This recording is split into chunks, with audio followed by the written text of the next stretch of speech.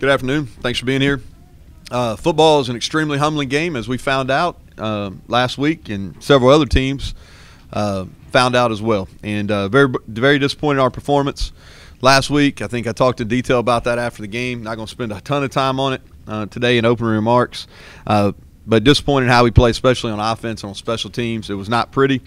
Defensively, we played well enough to win the game. It wasn't our best, but we did play good enough to win that game proudly. That loss hurt, and it should. We're going to see where we're about this week. And adversity can either do one of two things: either tears you apart or makes you stronger. And I have full confidence in this team and these coaches that we'll bounce back and be stronger. And we're going to prepare better this week, and we're going to perform better on Saturday afternoon than we did the previous week.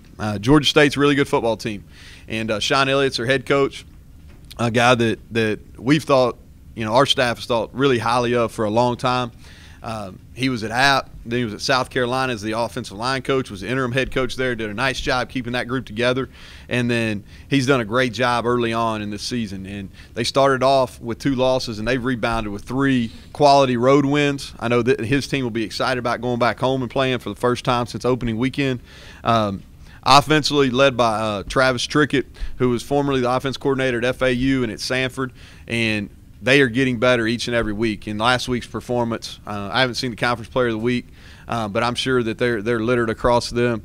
Their quarterback is Connor Manning. I think he may be our most improved player in the conference. He is really playing at a high level. He threw for over 300 yards here last year in the second half, and he's playing at a high level. And you can see his confidence just continue to grow. The receiver Penny Hart was first team all conference as a true freshman. Had an injury last year, and he's back. Had a huge game against ULM last week, and they've got a tight end, number 88. His last name's Wirtz. He hurt us last year, and he's a really good player. And their backs are extremely versatile. They play multiple running backs, and they get the ball to them in a variety of different ways. They line them up out wide, throw them the ball out of the backfield, run them in between tackles. And they're going to be maybe our toughest test all year defensively. Got a lot of respect for what they're doing offensively. I think they're doing some really good things. Defensively, defense coordinator is Nate Fuqua. He and I are actually from the same hometown. He's a year younger than me. He went to the city school. Known Nate going back to my freshman year in high school. He was a great player. Then he went to Wofford, had an outstanding playing career there. Worked his way up to the defense coordinator role there at Wofford. And if you follow FCS football, Wofford is in the hunt every year, and they played really good defense for a long time. And he's doing a tremendous job. They're playing the run extremely well.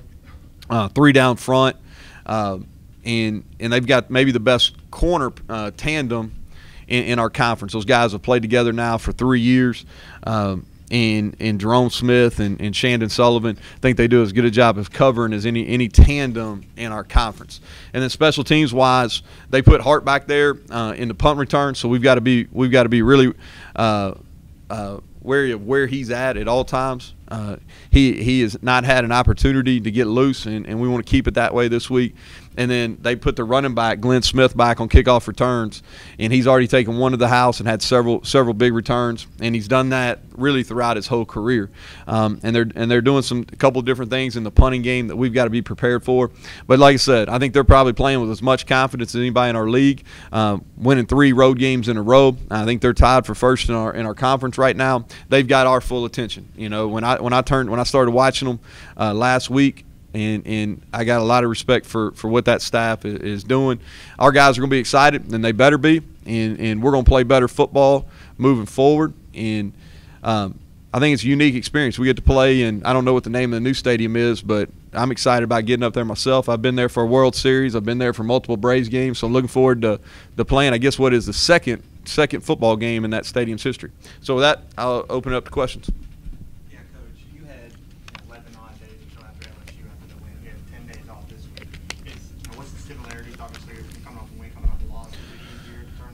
Yeah, well, we didn't turn the page till really last night. I think it was important that we got away from football for a couple days, and we did that. We brought them in on Thursday and then put that game completely to rest on Sunday.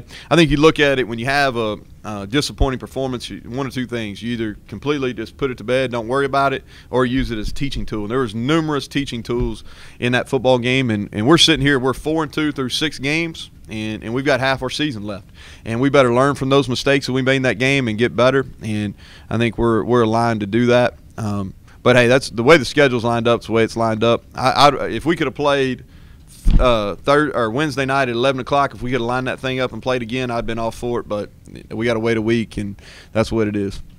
From the end of the day Wednesday to the end of the day Saturday, is there any common thread in all of the upsets in college football other than these are 18, 19, 20-year-old kids? Barry, I'll answer this in complete honesty. I was so miserable. I didn't watch one down of college football.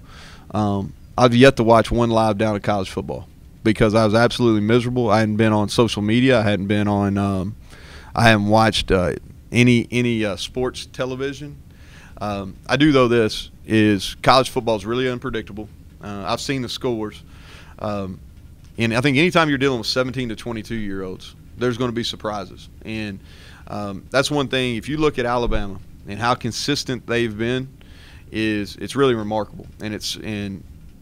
And I don't need to sit here and sing the praises of Nick Saban because he is the top football coach in college football right now. But what he does with his staff and with his players, getting them ready to play each and every week, I think that it's really outstanding. I think one thing that's to note on that is the competition they have in each and every position room is driven. That drives them to have really competitive practices. That would be my assumption. But yeah, there were several games, several offenses that struggled last week for multitude of reasons. Do you have an update on Jordan Chubb? Yeah, we're not expecting to play.